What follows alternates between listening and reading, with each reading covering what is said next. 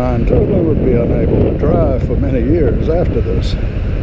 But they couldn't simply run over him, so they blew the horn. Modesto blew the horn twice. The man didn't move. He then blinked his lights at it, and then the man stopped turning and he looked straight at the truck as if he was a deer. And he ran and bashed his head right into the bumper of the truck and gave it a thud. He fell to his knees in front of the truck. Modesto straightened up to see over the hood. The man then got to his knees and he began to bite. He began to climb onto the hood. Modesto said, "Let's get out of here." And he put the thing back in gear, which had been in neutral. He didn't have the help of the white-haired albino man who was usually there to help him with the gears.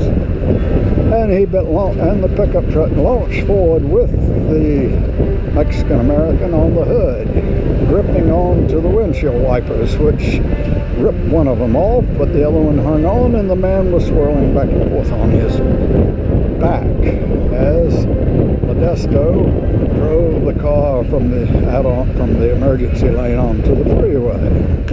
Well, at this Mexican man was not willing to give up so easily as the car began to accelerate at a normal freeway speed. The man remembers in a movie he had seen with Mel Gibson, a known anti-Semite, because he drank too much one night.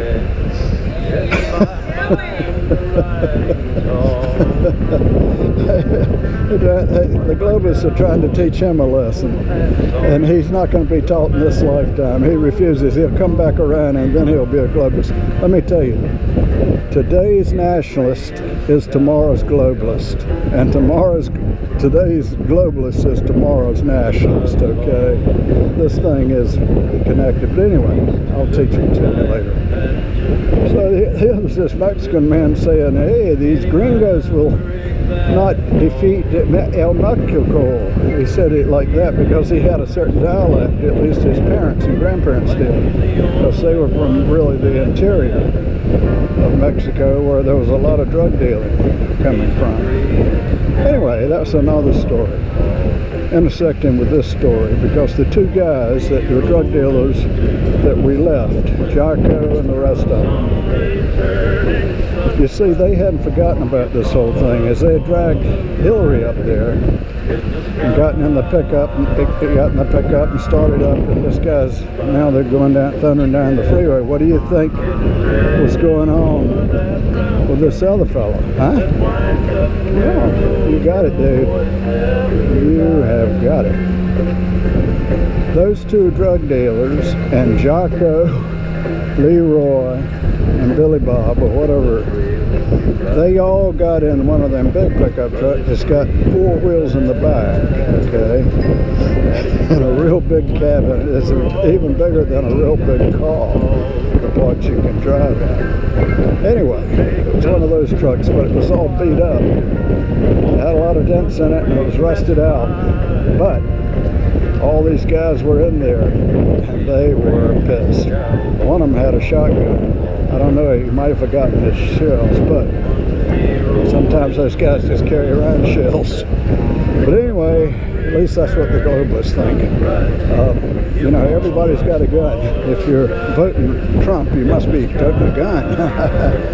Anyway, no, we're not. We're just going to keep our guns, that's all. Anyway, well, they'll have to do it all legally, okay? You guys can change the amendments, you know, that's written in it, so do it that way. But your scumbags that are in the Supreme Court have no business being there, 4 of them. That's the truth. You guys are embarrassing the natural side of mankind, okay? But anyway, so much for that. So here they were. These guys were going out to find these fellas, and they see them there at the edge of the freeway. They come driving up out of the driveway.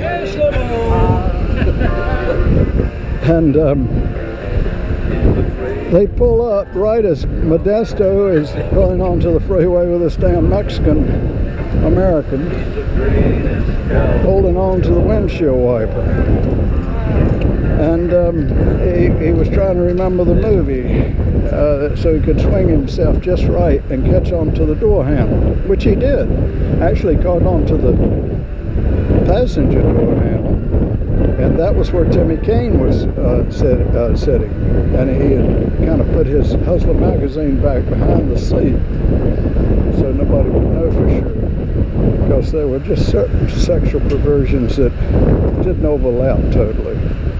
Anyway, that's another story. That's for the psychologist and the sexologist to figure out. But still, back to the story. Here's this Mexican, right? He's got the door handle now. The pickup with the damn trailer and Hillary in the back of the trailer. By this time, it's thundering down the road at a good 62, 63 miles an hour. There's very bad suspension on all of this stuff. Okay. This is the wooden trailer behind the truck was bouncing rhythmically, and there was a wobbling going on, so that sometimes only one wheel would actually, on a bounce, one wheel would not actually get all the way down. The other wheel would take the full weight of the downcoming thing. And of course it was carrying Hillary. It weighed a good solid 200 pounds at least. Wet, she did, seemed to. Those fellas that were trying to drag her uphill. Of course, there was a glue problem. Might have had something to do with it, but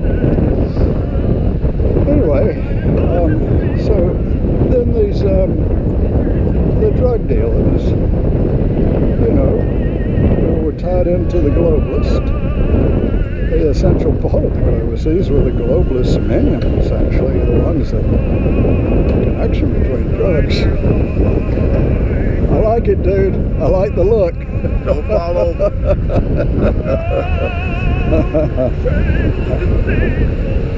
You know, look, let me tell you something. You want to get along with ordinary people, just regular people? Use your visual memory. Use your visual thinking. Can you tell how jerks always, hey doggy, good to see you. Jerks use, they think with language, okay? Assholes think with language. Watch the lawyers on TV. They think with language. Somebody like Trump thinks with vision. And remember the Bush, the first Bush, he said, I don't know anything about vision. I don't have a vision.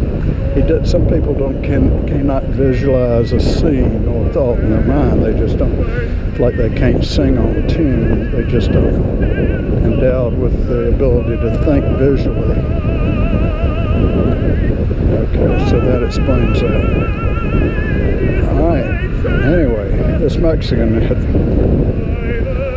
been able to swing himself up on these people are waiting for the end of time, which, by the way, fits right in with the theme. Can you see how it's working?